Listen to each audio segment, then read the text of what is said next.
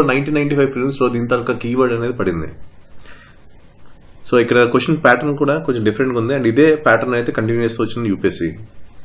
Which one of the following does not belong to biosphere reserves set up so far. Okay, so ఇక్కడ ఏంటి ఎక్కువ UPSC confuse చేయడానికి and level of difficulty పెంచడానికి ఈ does not కానీ not కానీ ఇలాంటి పదాలు ఎక్కువ వాడుతూ ఉంటారు. ఇది యూపీఎస్సీ తరగ ట్రాప్. ఓకే, ఇక్కడే కరెక్ట్గా మీరు రివర్స్ స్ట్రాటజీ అనేది యూజ్ చేయాలి అండ్ కరెక్ట్గా ఎగ్జిక్యూట్ చేయాలి. అప్పుడే మీకు ఎలాంటి టైప్ ఆఫ్ క్వశ్చన్స్ వచ్చినా సరే చాలా ఈజీగా ఆన్సర్ చేయగలరు.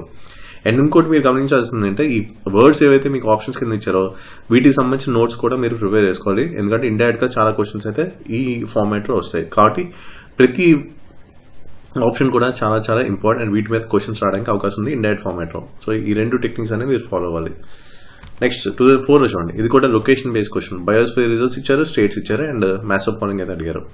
ఆల్రెడీ లొకేషన్ బేస్డ్ క్వశ్చన్స్ గురించి మీకు చెప్పాను and biosphere reserve and A state అనేది అడిగారు. ఓకే, మేబీ ఈసారి అంటే కొంచెం లెవెల్ ఆఫ్ డిఫికల్టీ పెంచేయడానికి అవకాశం ఉంది. ఓకే, అండ్ నిన్న చెప్పినట్టు ఇక్కడ ఉన్న ప్రతి పదం కూడా చాలా చాలా ఇంపార్టెంట్ అండ్ వీటి మీద నోట్స్ అనేవి ప్రిపేర్ చేసుకోవాలి.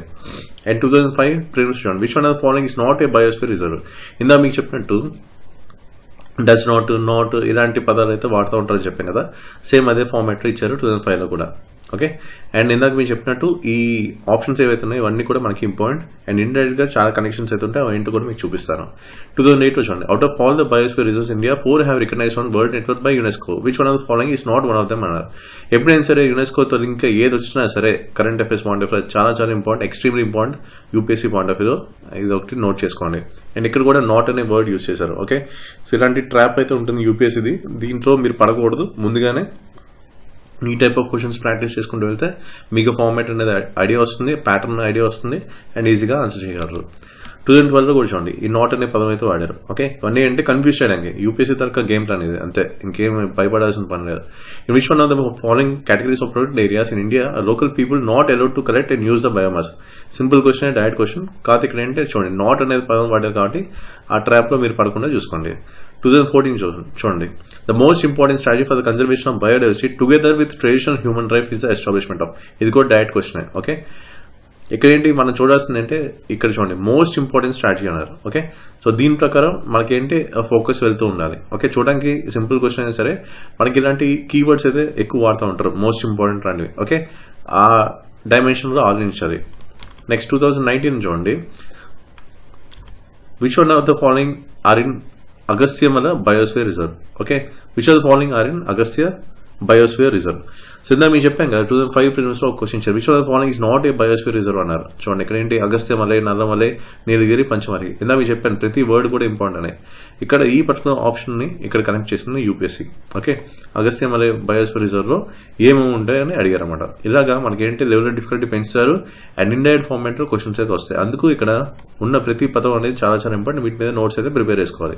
సో ఇది యూపీఎస్సీ తరగ ఫార్మాట్. నెక్స్ట్ ఇంకో చూడండి, ఎన్డీఏ 2020లో కూడా చూడండి, ఇక్కడ ఏంటి ఏవైతే ఇక్కడ స్టేట్మెంట్ ఇచ్చారు యునెస్కో సంబంధించింది, ఇక్కడ కూడా సేమ్ అదే స్టేట్మెంట్ ఇచ్చారు. అండ్ బయోస్ఫియర్ రిజర్వ్స్ మీద మనకి యునెస్కోతో ఏదైతే లింక్ అవుతుందో దాని స్టాటిక్ పార్ట్ కూడా ఇచ్చారనమాట. ఓకే, అలాగే ఎన్ని బయోస్ఫియర్ రిజర్వ్స్ ఉన్నాయి అనేది ఇండియాలో కూడా డెసిగ్నేటెడ్ బయోస్ఫియర్ రిజర్వ్స్ కూడా ఇక్కడ నంబర్తో ఇచ్చారు.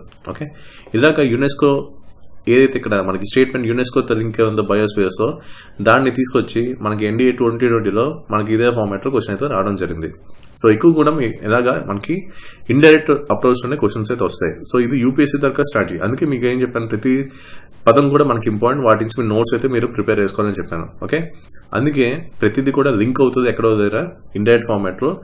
అయితే ఈ రివర్స్ స్ట్రాటజీ కనుక యూజ్ చేస్తే మీకు చాలా చాలా ఈజీ అవుతుంది ప్రిపరేషన్. సో ఇక్కడ ఏంటి ఎలా టార్గెట్ చేయాలంటే మార్క్స్ ఎలా గెయిన్ చేసుకోవడం మనకి ఇంపార్టెంట్, ఎగ్జామ్ ఎలా క్వాలిఫై అవ్వడం మనకి ఇంపార్టెంట్. ఓకే, సో వీటిని దృష్టిలో పెట్టుకొని ప్రతిదీ కూడా ఆలోచించాలి.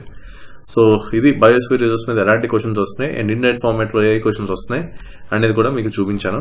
సో ఈ ఫార్మాట్ అనేది మీరు అలవాటు చేసుకోండి అండ్ ఏదైతే మనకి ఇక్కడ ఆప్షన్స్ ఉన్నాయో అవి చాలా చాలా ఇంపార్టెంట్, వాటి మీద క్వశ్చన్స్ రావడానికి అవకాశం ఉంది నెక్స్ట్ అప్కమింగ్ ఎగ్జామ్స్లో. కాబట్టి వీటి మీద ఫోకస్ చేయండి.